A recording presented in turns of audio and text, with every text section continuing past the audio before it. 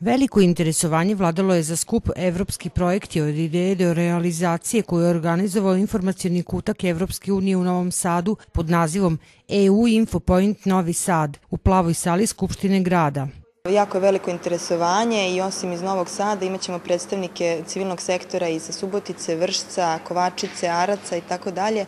Tako da svi oni danas će biti u prilici da čuju nešto o organizacijama koji su već radile evropske projekte, da nauče o tome kako se ti projekti pišu, kako izgledaju ti aplikacioni formulari, kako se tumače uputstva, kako se na kraju dalje izveštava, supervizira i tako dalje.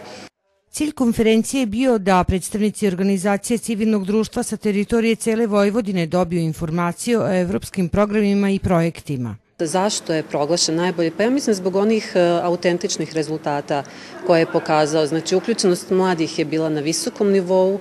Oni su ti koji su praktični osnaženi da rade zajedno u svojim zajednicama, da pregovaraju sa vlasti i da nekako utiču na donošenje odluka koje se tiče njih samih. Maksimalno su se potrudili da one fondove koji su nam bili dostupni ispred Evropske unije iskoriste.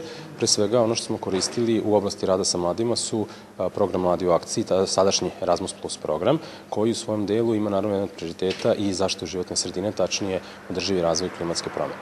Pored ovog programa, naravno, Evropska unija ima i specijalizovane konkurse za zaštitu životne sredine koji su dostupni u velikoj meri pre svega članicama, a nadamo se da će u sklopu predpristupnih fondova ta tema biti posebna, s obzirom da je Srbija i ocenjena kao jedna od problematičnih u tom delu što se tiče životne sredine i ruralnog razvoja, tako da pošto ta dve teme povezane, ti fondovi kad se otvore morat ćemo da ih iskoristimo. Kako se moglo čuti, EU Infopoint Novi Sad planira da na proleće organizuje obuku za pisanje projekata.